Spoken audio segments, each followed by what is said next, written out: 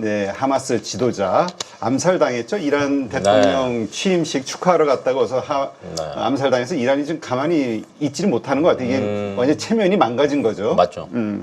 하여튼 이 소식 이것이 앞으로 어떤 영향을 미칠 것이냐 일단 한번 좀 봐야 될 것 같아요. 그러니까 사실 이제 이란이랑 이스라엘이랑 이게 싸움이 시작되면 사실은 피해는 누가 보냐? 이제 당연히 이 친구들도 피해를 보겠지만 그 외적으로 피해를 많이 보거든요. 유가 많이 오르죠. 해운 운임 오르죠. 이제 안 좋아질 수밖에 없는 상황이었던 터라 좀 이렇게 화해 모드로 넘어가는가 싶었는데 이게 딱 터지면서 야 이것도 쉽사리 끝나지 않겠구나라는 게 조금 반응이 갈 수밖에 없는 것 같고 그러면 이제 우리나라 입장에서는 뭐 이득되는 기업들이 있을까 섹터들이 있을까는 이제 한번 고민을 해보시는 게 좋을 것 같은데 사실 이제 1번은 당연히 방산이라고 생각하시면 될 것 같고요. 2번 섹터가 해운이라고 생각하시면 되는데 방산은 좀 애매한 것 같아요. 좀 이렇게 어딘가가 싸우고 다치고 피 흘려야 이득을 조금 보니까 이제 사실은 조금 안 좋은데 투자자 입장에서는 사실은 어찌됐건 좋은 소식이다라고 생각하시면 될 것 같고 제가 오늘은 그 방산 무조건 좋다 이거보다는 방산을 조금 쪼개서 생각을 한번 해보시는 게 좋을 것 같은데 기존에 우리나라 방산주들을 주가를 끌어올린 거는 러시아, 우크라이나 그렇죠. 전쟁이라고 생각하시면 될 것 같고 유럽 쪽에 대한 기대감이 사실은 방산주를 쭉 끌어올렸었습니다. 근데 최근 들어서는 이 중동 쪽이 또 플러스 알파로 끌어올리고 그다음에 플러스 알파로 하나가 더가 이제 미국에서 최근 들어서 이제 하나오션이 어찌됐건 그 미국 조선소를 인수를 했잖아요. 그래서 이제 미국 함정에 대한 것들도 조금 플러스 알파 되다 보니까 방산에 조금 이슈가 많아지는 것 같은데 지금 이제 중동 쪽을 본다라고 하면 저는 이제 미사일 종류가 사실은 훨씬 더 좋을 것 같아요. 왜냐면 이제 그 방산의 무기 체계가 굉장히 많거든요. 지상전 하는 무기, 그 다음에 공중전 하는 무기, 바다에서 싸우는 육해공만 생각을 하시는데 지금 중동 쪽은 사실은 대부분 이스라엘이랑 이란이랑 거리 차이가 조금 있어요. 그럼 네. 얘네들은 지상전, 그러니까 육군들끼리 가서 전차 끌고 가서 싸우는 게 아니라 미사일로 주고받고 싸우거든요. 그러니까 중동 쪽은 거의 다 지금 미사일로 전쟁을 치르고 있다라고 생각을 하시면 되는데 그럼 이제 이때 필요한 게 미사일을 요격하는 미사일입니다. 지대공이라고 들어보셨어요, 대표님? 지대공. 땅에서 하늘로 날아오는 거 그렇죠. 맞춰서 떨어뜨리는 거. 그러니까 이게 뭐 천궁, 신궁 뭐 이런 거 들어보셨잖아요. LIG 넥스원이 저는 사실은 여기에서는 가장 큰 수혜를 보지 않을까라고 예상됩니다. 왜냐하면 최근에 이제 LIG 넥스원이 중동 쪽에서도 미사일 수주가 급격하게 조금 늘어나고 있고요. 중동에서 이 리스크가 계속 해소가 안 되고 계속 유지가 된다라고 하면 다른 나라들도 어찌됐건 불똥이 번질 수밖에 없거든요. 얘네들이 뭘로 무기를 보강을 할 거냐라고 본다라고 하면 가장 저렴하고 가장 효과적인 게 지대공 미사일이다. 그러면 LIG 넥선 같은 경우는 조금 수주가 저는 늘어날 수 있을 거라고 보고 있고 또 이제 그렇다라고 해서 중동만 보고 있지는 않습니다. 방산 섹터가 유럽 쪽은 여전히 지상전 무기 저희가 이제 뭐 K9 뭐 K2 전차 뭐 이런 것들 얘기 많이 하잖아요. 그러니까 얘네들에 대한 수주 기대감도 또 여전히 남아 있거든요. 그러다 보니까 방산주는 실적 위주로 본다라고 하면 조금 안전하게 가지 않을까라고 예상이 되고 있고. 근데 네. 오늘 그런 이제 사실 방산주의 호재라고 하면 호재인 네. 어떤 그런 뉴스가 나왔는데 안 오히려 움직였어. 급락이 나왔어. 하나에어로 9% 빠졌나? 네네. 그 다음에 LIG 넥스원도 5%대 네. 급락이 나왔단 말이에요. 네. 이 기관과 외국인이 엄청 팔아버리면서 급락이 나왔는데 이 이유가 뭡니까? 그게 오늘 아까 그 양봉 선생님께서 그 시장이 막 이렇게 이럴 때는 빠지는 거 쭈루룩 빠지고 대형주들이 그나마 조금 회복하는 게 빠르다라고 말씀을 하셨잖아요. 네. 근데 최근에 시장 보시면은 쭉쭉쭉 다 빠졌습니다. 그럼 이 상태에서 수급은 쪼그라들 수밖에 없거든요. 기존 수급보다는. 그러면 이 수급이 다시 들어올 때 안전하게 뭘 살 거냐를 보셔야 되는데 지금 어찌됐건 중동 쪽 이슈는 그냥 단기적인 테마도 생각을 안 할 수는 없거든요. 그러면 차라리 안전한 거 위주로 가자라는 것들로 시장에서는 이제 주목을 받을 수밖에 없고 오늘 딱 시가총액 상위에 보시면은 올라간 게 삼성전자, SK하이닉스 3% 올랐고요. 삼성전자 우 3% 올랐고요. 삼성물산 3%. 네. 그러니까 다 조금 안전하게 가는 것들 위주로만 수급이 들어왔다라고 생각을 하시면 될 것 같고 그러면 이제 이게 어느 정도 차고 나면은 그 다음에 뭘 거냐거든요. 그러면 저는 방산주 괜찮다라고 생각하는 게 앞에서 제가 실적 얘기했고 모멘텀 얘기했잖아요. 그러면 여기에다 플러스 알파로 뉴스거리까지 있단 말이에요. 그러면 이제 저는 회복하는 거는 분명히 있다라고 보고 있어서 되려 이럴 때 조금 빠질 때 모으시는 게 좋을 것 같고 그렇다라고 해서 모든 종목이 방산주가 다 잘 가는 건 아닙니다. 지금 이제 중동 쪽 이슈니까 제가 아까 종목을 말씀을 드린 게 하나 에어로스페이스 같은 경우에는 사실은 지상, 우주 쪽에 가깝다라고 생각하시면 될 것 같아요. 그래서 한화 에어로를 보시면은 많이 빠졌어요. 예, 오늘 9.58% 빠졌거든요. 그러니까 차트상으로도 보면은 근데 빠질 때가 되긴 했어요. 차트 보시면은. 그러네요. 예. 그러니까 위치상으로 빠질 때가 되긴 한 건데 쉽게 쭉 털고 차라리 대형주로 다시 간 거죠. 예. 근데 LIG 넥스원 같은 경우에는 또 안 그래요. 아니 진짜 한화는 근데 오늘 그렇게 10%가 빠졌어도 고점 대비 한 13%밖에 안 맞습니다. 빠졌고 예. LIG는 벌써 한 20% 빠졌네 고점 대비. 네, 이미 조금 빠져 있고, 네, 그 다음에 앞으로 실적들을 본다라고 하면 저는 여기에서 사실은 조금 더 빠지는 건 어렵다고 보거든요. 그러니까 수급상으로는 뭐 밀려서 내려오면 거의 18만 원까지는 내려올 수는 있다라고 쳐도 지금 20만 원이잖아요. 여기서 이제 뭐 많이 빠져봤자 한 7, 8%? 네, 근데 올라가는 걸 생각하고 뉴스거리까지 생각한다라고 하면 저는 그래도 고점 부분까지는 충분히 갈 수 있을 거라고 보고 있어서 저는 방산도 나쁘진 않다. 그리고 오늘 빠진 거는 차트, 그러니까 오늘 당장 9% 빠졌다, 5% 빠졌다 이거 보지 마시고 차트로만 보면 다른 애들 많이 빠졌을 때 얘네들은 잘 지키고 있었다.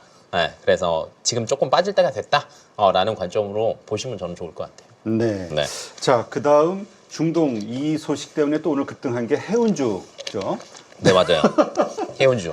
그 해운주 야, 뭐 오늘 많이 올랐어요. STX 그린로지스 18%, 흥하해운 11.55%. 이거 어떻게 봐야 됩니까? 요거 보시면 될 것 같은데. 이게 그러니까 오늘 네. 올랐는데 네. 이게 연속성이 있을 것이냐 네. 내일까지. 네. 저는 있을 거라고 봅니다. 첫 번째, 우선은 지금 시장에서는 굉장히 주변 뉴스에 민감하게 반응한다. 라는 거 보시면 될 것 같고 두 번째는 해운주들 실적이 의외로 좋았어요. 얼마나 좋았냐면 이 수혜주 운하 쪽이 보니까 제가 안 그래도 하나 찾아보니까 해운주들이 사실은 가장 큰 수혜를 본 거는 그 중동에 대한 이슈가 있어서 그로 인해서 조금 실적이 좋았다라고 생각을 하시면 될 것 같은데 요거 딱 잘 돼 있어서 제가 요거 가지고 왔거든요. 보면은 수혜주 운하가 딱 저기 있습니다. 중동이랑 아프리카 사이. 그러면 예를 들면 이제 파란 선으로 대부분 중국에서 컨테이너 선이 출발을 해서 파란 선을 따라서 갑니다. 그러면 이제 거리상으로 보더라도 굉장히 짧아지지 않습니까? 그렇죠. 근데 이게 문제가 생겨요. 여기서 자꾸 미사일 날아다니고 하늘 위로 뭐 한다라고 쳐보세요. 그리고 이제 요 홍해라고 하는데 요 사이에서 꼭 또 해적들도 잘 나타나거든요. 그러면 이제 그 전쟁이 많아지면은 사실은 그 자질구레한 애들도 옆에 하고 자꾸 뭔가를 시비를 겁니다. 그러면 굳이 해운사들이 이 사이로 지나갈 이유가 없는 거예요. 그렇죠. 그러면 자꾸 돌아가는 거예요. 그러면 돌아가다 보면은 시간이 오래 걸리니까 해운사들 입장에서는 가격을 올릴 수밖에 없습니다. 왜냐면 이제 한 번에 많이 못 보내니까. 그래서 해운 운임 가격이 올라가는데 이게 어찌됐건 중동 리스크 때문에 그랬는데 지금 이 상태가 또 터졌단 말이에요. 이란 입장에서 앞에서 대표님이 얘기하셨던 것처럼 자존심에 진짜 큰 타격을 입었을 거예요. 쉽사리 끝나지는 않을 거거든요. 그럼 이게 장기화가 된다라고 하면 저는 하반기까지는 해운 운임 자체가 크게 꺾일 거는 거의 없다라고 봅니다. 그리고 이제 여기에서 조금 괜찮게 나왔던 것 중에 하나가 보면은 아예 수혜주 쪽에서 이게 아예 나왔어요. 수혜주 운하 자체가 실적이 급감했답니다. 왜냐면 안 다 돌아가 버리니까. 저 이집트가 적어서 돈 버는 건데. 맞습니다. 근데 이 작년 1분기 대비하면 57% 빠졌대요. 야. 통행료 수입이. 근데 이게 아마 더 장기화가 되지 않을까라고 보고 있어서 해운주들 입장에서는 사실은 피크아웃 얘기는 계속 나왔어요. 야, 이거 리스크만 해결되면 끝나는 거 아니야? 라는 게 계속 나왔었는데 괜찮을 것 같습니다. 그리고 이제 해운사 1위가 사실은 머크잖아요. 네. 근데 머크에서도 원래 올해 초에 실적 예상치 나올 때 적자 예상했습니다. 야, 이거 이제 뭐 다 풀리고 뭐 괜찮아지고 하면 안 좋은 거 아니야? 라고 생각했는데 지금 바뀌었습니다, 컨셉이. 30억 달러 흑자로 네, 그래서 이제 그만큼 해운사들 입장에서는 조금 이제 미소를 지을 수 있는 상황이고, 네, 뭐 실적 자체가 좋다 보니까 사실은 지금 주변에 안 좋은 얘기들 계속 나올 때는 실적 좋은 애들로 갈 수밖에 없고요. 그다음에 뭐 트럼프랑 해리스 누가 이기냐 이런 것들 때문에 사실은 입에서 어떤 말이 나올 때마다 관련 섹터는 주가가 쭉쭉 빠질 거거든요.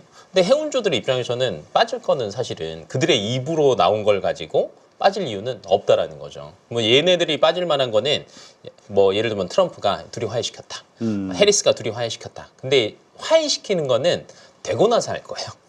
네, 되기 전에는 굳이 이 관련된 이야기들을 굳이 입 밖으로 꺼내지는 않을 겁니다. 그렇죠. 네, 그래서 이제 장기화될 거라고 얘기하는 게 11월 대선 전까지는 사실 이거 해소될 가망성이 쉽지는 않습니다. 네. 알겠습니다. 자, 해운조. 그렇다면 앞으로 요 이슈에 의한 수혜 조금 더 받을 수 있을 것이다. 이렇게 보시는 걸로 이해를 하고요. 조선주도 강하죠, 요즘? 네. 상당히 강한데, 진짜 강해요. 이 슈퍼사이클 이야기는 몇 년 전서부터 있었긴 했습니다만, 어떻습니까? 이 피크다운 그 논란도 계속 있긴 했거든요. 네, 뭐 이제 피크아웃 얘기들도 있긴 했는데 뭐 계속 뭐 실적을 갱신을 해버리니까 뭐 나쁘지 않는 것 같고요. 이번에 그 HD 현대 3사, 조선 3사들 실적 발표했잖아요. 근데 이거 보시면은 조금 괜찮으실 거예요. 아, 야, 정말 그래도 수주 잘하고 있구나라고 생각이 되는 게 지금 어찌됐건 초과 실적 벌써 네, 달성했고요. 삼성중공업 같은 경우도 거의 60-70% 했는데 여기 보시면 연도별 수주 물량의 매출 비중이 나와 있습니다. 네. HD 현대중공업이 지금 이거 조금 크게 한다라고 하면 이렇게 나와 있거든요. 21년도 수주 물량이 30% 정도 차지했고요. 저는 HD 그룹들 요즘 아주 그냥 불을 뿜죠. 아, 정말 잘 가는 거예요. 네, 지금 왜냐면 지금 이제 어찌됐건 믿을 건 실적밖에 없다. 그리고 지금 원래 조선사들한테 태클 걸던 게 사실은 그 후판 가격. 네, 왜냐면 이게 원자재 비중에서 거의 한 20% 정도 차지하거든요. 근데 최근 들어서 중국산 후판 어마어마하게 또 들어옵니다. 네, 그러니까 조선사 입장에서는요, 손해볼 게 거의 없는 거예요. 그리고 22년도 물량들이 지금 이제 반영이 되는데 21년도, 22년도, 23년도 올해까지 지금 수주가 다 좋아요. 네, 그러면 적자에서 흑자 전환하고 나서 항상 야 이게 그대로 갈 거냐라는 게 항상 물음표가 나오는데 23년도, 24년도 수주도 괜찮았단 말이에요. 근데 이거 보시면은 아직 23년도 물량 받은 거에서 실적 잡힌 건 별로 없습니다. 네. 현대중공업 같은 경우에는 23년 물량은 거의 없고, 그 다음에 현대미포는 14%. 현대 3호가 17% 정도거든요. 그러면 하반기 때 이제 쟤네들이 조금씩 잡히기 시작할 거예요. 그러면 올 하반기 실적 괜찮을 거고, 내년 어찌됐건 또 내년 상반기까지는 지금 실적을 본다라고 하면, 수주 실적을 본다라고 하면 전혀 망가질 게 없다. 라는 관점으로 보신다라고 하면 조선에 태클 걸 만한 게 있을까? 라는 의문이 사실은 근데 듭니다. 최근에 그 많은 분들이 그런 얘기는 했어요. 조선주 장기적으로 보고 네. 이제 모아가라 네. 이런 얘기를 했는데 그 얘기는 이제 계속 점진적으로 상승할 수 있을 맞아요. 것이다. 이건이 파동은 있어도. 맞아요. 아니 근데 지금 보면 다 급등을 해버려가지고 지금 이게 적용이 되는 건가? 왜냐면 너무 많이 올라버리니까. 그 얘기들을 할 때마다 그 항상 저희들이 하는 얘기 있습니다. 그러니까 사이클 중에 이제 반도체 사이클은 5년 얘기하잖아요. 조선 사이클은 10년. 10년. 근데 말이 10년이지 거의 움직이는 걸 보시면 한 15년, 20년 되는 것 같아요. 크게 보면. 그러니까 일봉으로 보면은 지금 딱 이 높이입니다. 야, 여기서 더 간다고? 라는 걸 생각을 하실 수밖에 없는데 월봉으로 바꾸면 이게 조선주는 맨날 월봉 얘기해. 근데 이게 어쩔 수가 없어요. 왜냐면 섹터가 긴 산업은 뭐 나무를 보지 말고 숲을 봐라 이런 얘기들을 하는데 어찌됐건 월봉으로 볼 때는 그러니까 제가 아까 10년이 아니라 15년, 20년은 된다라는 체감을 얘기를 했잖아요. 근데 월봉으로 전고점을 돌파하긴 해버렸네. 돌파는 했습니다. 어찌됐건 좋다. 이거라는 거죠. 근데 이제 진짜 우리나라 조선 잘 갈 때를 보시면은 아직은 그래도 뭐 절반도 못 간 높이고 근데 이제 저는 사실은 뭐 50만 원대까지 가겠냐라는 건 의문은 있어요. 근데 뭐 25만 원, 30만 원대까지는 사실은 괜찮을 것 같아요. 왜 그러냐면 예전에 우리나라가 조선 정말 호황일 때 그때 돈 남기는 게 더 많을까? 아니면 최근에 뭐 LNG선, LPG선, 암모니아선 이런 얘기들 굉장히 많이 하잖아요. 이게 돈이 더 많이 남을까를 본다라고 하면 현재가 돈이 훨씬 더 많이 남습니다. 그래서 항상 이제 고부가 가치선 이런 얘기들을 많이 하는데 뭐 LPG선, 암모니아선, LNG선 수주를 보시면은요, 중국이랑 여전히 이제 그 차이는 조금 크다라고 생각하시면 될 것 같고, 요 개입을 중국이 따라오는데 얼마나 시간이 걸릴까라는 고민들도 한번 해봐야 되는데, 저는 아직까지 한 3, 4년 정도 여유는 있을 것 같아요. 그러면 이제 기존 수주도 어찌됐건 가득 채워놨고, 예, 아직까지 뭐 중국이랑 격차도 조금 벌어져 있고, 그러면 뭐 3년 뒤, 4년 뒤는 잘은 모르겠지만 내년까지는 굳이 망가질 건 없다라는 거고, 그 다음에 두 번째로 플러스 알파는 사실은 컨테이너선이랑 뭐 이런 거는 지금 중국이 수주를 최근에 굉장히 많이 했거든요. 네. 네, 근데 최근 들어서 컨테이너선이 돌아옵니다. 네, 우리나라로 컨테이너선이 굉장히 많이 돌아오고 있어요. 왜 그러냐면 아까 해운 저희가 얘기했잖아요. 운임이 좋아요. 그렇지. 장기화돼요. 컨테이너 해운사들이 돈을 벌면은 배를 들리니까. 맞아요. 네, 그래서 배를 사들이거든요. 근데 수주를 넣는데 지금 중국에 넣으면 못 받아요. 도크가 가득 차 있어서. 아, 중국도 호황이네 지금. 네, 왜냐면 컨테이너선 어찌됐건 많이 수주를 받았으니까. 근데 이제 이거를 지금 이제 저희가 해운 동맹 이런 얘기를 많이 하잖아요. 근데 이제 해운 동맹이 해제되는 게 내년 내후년에 있습니다. 네, 그러면 이때 이제 해제가 된다는 건 뭐냐면, 그러니까 서로 야 우리 같이 선의 경쟁하자 이거였는데 이제 각자 도생인 거예요. 그럼 얘네들이 이제 각자 도생인 상태에서 점유율을 많이 높이려면 배가 많아야 됩니다. 네, 그래서 수주를 지금 넣어야 1년 반, 2년 뒤에는 받을 수 있거든요. 네. 그러면 지금 당장 수주를 하반기 때 넣어야 돼요. 근데 사실 이게 눈치를 조금 보고 있었을 겁니다. 왜냐하면 중동 리스크 조금 사라지면 아 그래도 그래 운임 가격 조금 떨어지면 그냥 내년쯤 넣어도 되지 않을까라는 고민들도 사실은 해운사들 입장에서는 할 수밖에 없었을 텐데, 지금 또 이제 이런 사태가 또 벌어졌으니까 저는 하반기 때 수주 많이 들어올 걸로 봅니다. 그러면 당연히 도구 차 있는 중국이 아니라 우리나라로 들어올 수밖에 없는 시기이기도 하다. 조선주 관련해서는 사실 얼마 전에 그런 이슈가 있었잖아요. 방산, 그러니까 미국 그 MRO, 방산? MRO 네네네네. 진출하는 것과 관련해서도 네. 그렇고. 그래서 그때 하나오션이 미국 조선사를 인수했나요? 맞아요. 네. 그런 것들, 그다음에 중국에 대한 규제, 조선과 관련된 규제, 이런 것들도 호재가 되지 않겠냐 생각했는데 실질적으로 그게 그 해당 종목들의 호재로 반영이 됐나요? 이게 조금 애매해요. 예를 들면 지금 방산만 본다라고 하면 방산은 사실은 항상 싸우는 애들이 누구냐면 HD 현대중공업이랑 현대중공업이랑 근데 지금 보면은 많이 올랐죠? 그러니까 요새는 조선 주가가 워낙 좋다 보니까 일봉으로 보시더라도 계속 높여가고 있습니다. 근데 의외로 한화오션은 주가가 뭐 오늘도 움직이긴 했지만 아직 중간이에요. 근데 이제 뭐 미국에 있는 조선소를 인수한 건 한화오션이거든요. 그러면 저는 이제 이게 괜찮다라고 보는 게, 사실 그 해군 기지 바로 옆에 있는 조선사를 한화오션이 인수를 했어요. 그러면 그러니까 예를 들면 이거예요. 배를 어디다가 수리 맡기려고 하는데 멀다라고 생각해 보세요. 그러면 지금 빨리빨리 수리 맡겨갖고 이거 전쟁 또 나가고 대비하고 해야 되는데 멀면 안 갈 수밖에 없거든요. 근데 바로 옆에 있어요? 그럼 뭐라도 야 뭐 안 좋아? 야 옆에 가고 불러라. 이런 것들이 당연히 일어날 수밖에 없는 상황이고, 그다음에 이제 전쟁 이슈가 계속 있고 아마 11월에 대선이 끝나고 나면은 내년에는 다시 모르겠어요. 뭐 어떤 방향이 나올지는 모르겠지만 뭐 중동 쪽도 마찬가지고 지금 유럽, 동유럽 쪽, 러시아, 우크라이나도 마찬가지고 전쟁에 대한 이야기를 미국이 가만히 두고 보지는 않을 거예요. 그럼 여기에 대해서 또 어찌됐건 뭐 방위비 분담금 얘기는 나오겠지만 여기 또 보내서 좀 제재하고 뭔가를 해야 될 거예요. 그러면 미국이 유럽에 가고 중동에 가고 하는데 비행기 타고 계속 거기 가고 떠 있을 수는 없거든요. 그럼 결론은 배가 갑니다. 그러면 이제 내년이 저는 방산이 조금 기대가 되고 있고, 우리나라에서도 지금 구축감 관련 사업자 선정한다고 지금 HD 현대중공업이랑 하나오션이랑 말이 굉장히 많잖아요. 그러면 아까 제가 차트를 두 개를 보여드렸잖아요. HD 현대중공업 차트, 그 다음에 하나오션 차트. 그러면 가격적인 부담이 뭐가 더하냐? 라고 본다라고 하면 HD 현대중공업 같은 경우에는 너무 고점이다 보니까 투자하시는 분들 입장에서는 사실 부담스러울 수 있어요. 그렇죠. 언제든지 꺾일 수 있으니까. 그러면 하나오션은 지금 부담스럽지 않은 위치거든요.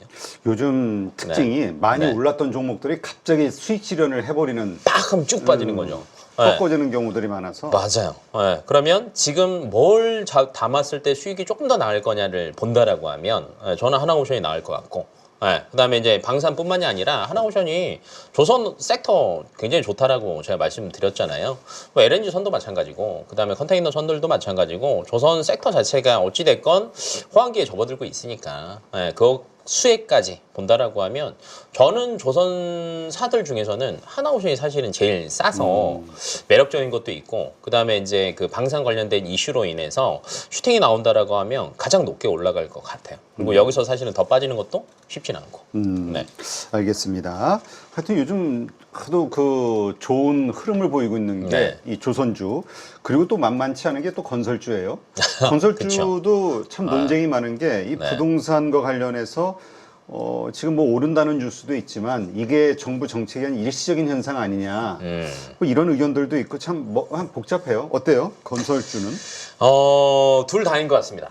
그럼 저희가 이제 둘 다 한번 짚어봐야 될 것 같은데, 우선은 그 세법 개정안이 발표됐어요. 그러니까 항상 정부가 그 건설을 살리려면 정책적인 게 분명히 있어야 돼요. 왜냐하면 이제 덩어리가 워낙 비싸기 때문에. 근데 여기 보시면은 7월 25일 날 이제 세법 개정안 나왔잖아요.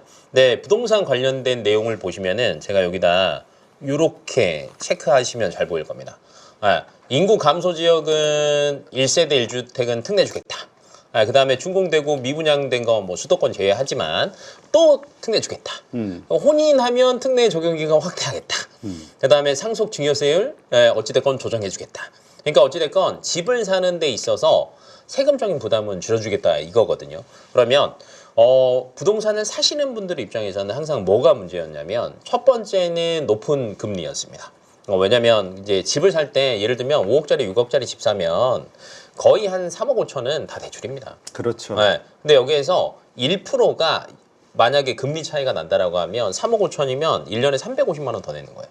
뭐 한 달로 따지면 적은 돈이 아니죠. 3, 40만 원을 더 내는 거니까. 근데 급여는 똑같은데 이자를 3, 40만 원 더 낸다? 그럼 집 사는 걸 미룰 수밖에 없거든요. 근데 이제 지금 9월 달에 금리 인하한다라는 얘기가 나올 거고, 계속 나오고 있고, 그러면 이제 미국에서 금리 인하를 하면 우리나라가 가만히 있을까라는 걸 생각을 해보셔야 돼요. 안 그래도 금리 역전인데 여기에서 버티고 있다?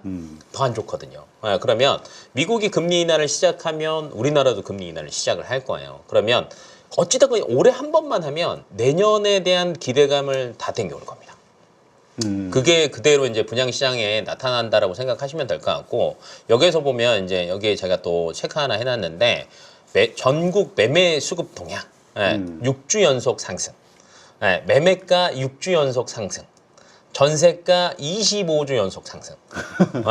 그러니까 이제 부동산 시장이 어찌됐건 바닥을 딛고 올라가고 있다라는 상황인 거예요. 이 기대감들이 이제 미리 조금 선반영이 되면서, 그리고 이제 최근 들어서 이제 건설주들 실적 보니까 의외로 국내에서는 이렇게 안 좋았는데 해외 수주가 괜찮았어요. 그러다 보니까 이제 그게 실적까지 또 반영이 되니까, 야, 건설 다 국내만 보고 있었는데 야, 해외에서 그래도 의외로 잘하고 있네. 그러면 건설주들 실적 회복하는 거 굉장히 빠를 수 있는 거 아니야? 라는 기대감들이 조금 반영되는 시기인 것 같아요. 그래서 수급이 조금 들어오고 있는 것 같고, 그러면 이 수급이 언제까지 갈 거냐? 짧게 끝날 거냐? 조금 더 길게 갈 거냐를 한번 보셔야 되는데, FOMC에서 이제 금리 인하 얘기가 나오기 전까지는, 예를 들면 한 8월 중순까지는 어찌됐건 수급은 괜찮을 것 같아요. 근데 이제 8월 말에서 9월 초 넘어갈 때 이제 어찌됐건 금리 인하 하냐 마냐가 고민될 때, 그때는 조금 쉬어갈 수 있지 않을까. 그래서 지금 건설주들 같은 경우에는 너무 이제 그 뭐 2달, 3달, 아니면 내년치 실적까지 미리 선반영해서 조금 보시는 거는 조금 부담이 되지 않을까. 그래서 기간 딱 정해두시고 저는 단기적으로 대응하시는 게 맞을 것 같아요. 그러니까 이것은 뭐 많이 내려오긴 했어요. 조정을 상당히 오랫동안 많이 내려오긴 했는데, 이것이 좀 장기적으로 상승할 거라고 보기보다는 그냥 뭐라 그럴까, 단기적인 이슈에 따라서. 단기 이슈다. 네, 맞아요. 알겠습니다. 하긴 저 부동산과 관련해서도 저 정책에 의해서 하는 거고, 잘 모르겠어. 근데 경기도에서 나오는 뉴스는 또 미분양이 지금 최대라고 맞아요. 또 막 그런 뉴스도 나오고, 맞아요. 서로 상반되는 뉴스들이 쏟아져 나오고 있고, 맞아요. 참 모르겠습니다. 자, 건설주, 그러니까 해외 건설주 그러니까 해외 모멘텀이 있는 건설주 어디를 봐야 될까요? 해외 모멘텀이 어찌됐건 최근에 이제 실적들이 괜찮았으니까 그러면 그 해외 주요 실적들을 한번 체크해 보시면 좋을 것 같은데 한 요 정도 보시면 될 것 같아요.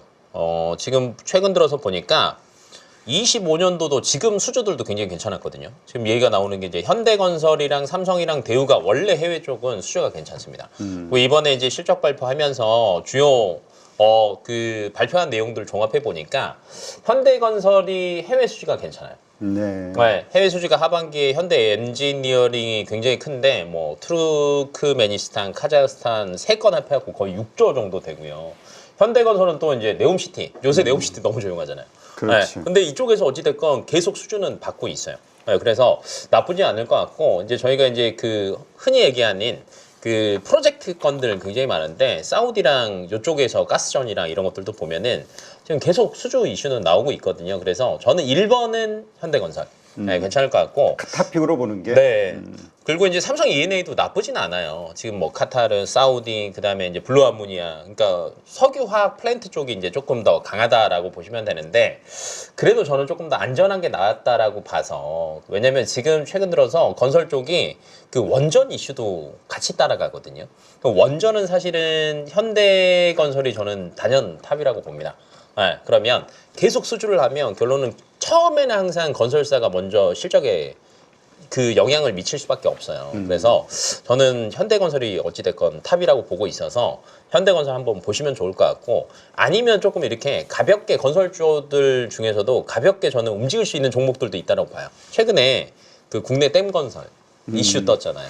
지금 뭐 또 댐이 14개 14개 하겠다. 한다는 거예요? 네, 14개를 하겠다. 왜 이렇게 많이 해? 많은 거 아닌가요? 근데 생각을 해보면 조금 많을다라고 생각을 할 수도 있는데 그 이제 옛날에 문정권 때 보면은 댐건설 그때 이제 다 막았으니까 없었으니까 근데 생각을 해보면 지금 댐을 무턱대고 한다는 건 아니거든요. 네. 그러니까 지금 최근에 MS발 뭐 있었잖아요. 그러니까 데이터 센터의 중요성이 조금 많이 부각이 됐단 말이에요. 네, 여기에서 문제 생기면 또 저게 된다. 그다음에 전력 문제 생기면 뭐가 된다. 네, 뭐 이런 그다음에 만약에 뭐 수해로 인해서 문제 생기면 또 뭐가 있다. 네, 그러니까 결론은 리스크가 굉장히 많은데 그것들을 조금 어느 정도 보완하기 위해서 댐 건설하고 댐 건설하면서 당연히 그럼 댐만 짓겠습니까? 수력 발전도 하겠죠. 네, 그러면 여기서 전력 보충도 될 거고 그러면 토목 관련주들이 사실은 완전 죽어 있었어요. 네. 네, 그래서 뭐 토목 관련 주들도 사실은 조금 움직일 수 있어서 댐은 토목 관련 주거든요. 네, 그래서 이제 흔히 얘기하는 그 뒤에 토건 붙은 네, 건설주들 많죠. 네, 뭐 이화 토건 뭐 이런 애들. 그래서 토건 관련주들도 조금은 저는 움직일 것 같아요. 뭐 이제 건설하겠다라고 해서 바로 당장 뭐 짓는 건 아니겠지만 이슈에 따라서는 단기적으로 조금 급등할 수 있는 움직임이 있다라는 관점으로 짧게 보시는 분들은 댐 건설. 네, 길게 보신 분들은 해외 수주와 국내 이제 주택 시장. 네, 그러면 이제 이걸 조금 나눠서 보신다라고 하면 저는 괜찮을 것 같습니다. 네. 알겠습니다. 하여튼 요즘 잘 나가던 종목들이 갑자기 부러지는 일들이 흔하다 보니까 네. 하여튼 경계심은 항상 가지고 있어야 될 것 맞아요, 같아요. 맞아요. 지금 좋은 주식들. 맞아요. 그리고 나서 그 뭐라 그럴까 그 이슈로 떠오르는 종목들, 이 순환매. 네. 그러다 보니까 다음 순환매는 어디서 기다려야 되나 이거 생각하시는 분들도 참 많기는 한데. 네. 정말 많긴 한데 뭐가 있을까를 막 따져본다라고 하면 저는 그래도 이제 하반기 때 이제 너무 많은 건 이제 비슷한 것들 얘기 많이 하시니까 저는 그래도 로봇이 로봇. 네, 조금 그래도 괜찮을 것 같아요. 네, 왜냐면 좀 오래 쉬었고요. 또 테슬라 이슈도 있죠. 네, 이제 자율주행 이슈도 있고 테슬라 이제 휴머노이드 이슈도 있고 그다음에 이제 어찌 됐건 최근 들어서 좀 대세는 휴머노이드 같아요. 그러니까 우리나라에 이제 휴머노이드가 사실은 이렇다 할 기업은 없기는 합니다. 그러니까 뭐 얘기해서 굳이 뽑자라고 하면 해외에서 얘기하고 있는 네이버. 네. 그다음에 이제 최근 들어서 이제 네이버가 그 로봇 관련 OS도 또 출시했거든요. 그래서 이제 뭐 이거 모멘텀. 그다음에 이제 레인보우 로보틱스 같은 경우도 어찌됐건 그 휴머노이드 쪽은 그래도 선두이다 보니까 요걸 조금 받을 수 있을 것 같고 그다음에 아마 그 인력 수급이나 이런 얘기가 저는 사실은 미국 쪽 대선 얘기가 나올 때마다 항상 그 염두에 두고 있는 것 중에 하나가 트럼프가 된다는 건 염두는 해둡니다. 헬스로 바뀌면서 좀 이제 박빙으로 바뀌긴 했지만 기존에 이제 민주당의 불만을 조금 가지고 있던 사람들이 그래도 공화당으로 다시 넘겨갈 시기는 된 걸로 보이기는 하거든요. 네. 그러면 어찌됐건 눌려 있다가 가장 튀어 올라갈 때는 이슈에 굉장히 민감한데 그러면 이민자 이슈는 트럼프는 무조건 가지고 갈 거예요. 그럼 이민자 이슈를 가지고 간다라고 하면 지금 미국 자체에서는 그 인력난 얘기도 계속 나올 거고 그다음에 인건비 얘기도 계속 나올 겁니다. 네, 그러면 대기업들은 이렇게 노이즈가 있을 만한 것들은 미리 교체를 해버리거든요. 그래서 아마 로봇 수요나 이런 것들은 더 늘어날 수밖에 없는 실정일 것 같고. 네. 그리고 이제 지금 최근 들어서도 우리나라도 지금 미국에 이제 공장 많이 줬잖아요. 반도체 공장, 2차 전지 공장, 자동차 공장 많이 줬잖아요. 근데 공시 잘 보시면은 여기에 AMR이라는 자동 물류 로봇 이런 것들도 굉장히 많이 뜨고요. 네, 그 다음에 어찌됐건 물류 로봇이나 다른 뭐 추가적으로 협동 로봇들이나 수주 이슈 계속 나오거든요. 네. 근데 이게 아마 하반기 넘어가고 내년 넘어가면 저는 조금 많이 나올 것 같고 그다음에 이제 금리 인하되면은 사실은 이제 로봇 같은 경우에도 대표적인 이제 성장주 중에 하나다 보니까 저는 수급이 몰려올 만한 건들이 사실은 이제 하반기에 조금 많이 있을 것 같아서 너무 이제 최근 들어서 이슈가 있는 섹터만 보시지는 말고 로봇 관련 섹터들도 좀 골고루 한번 보시면 좋지 않을까 싶습니다. 네, 알겠습니다. 네.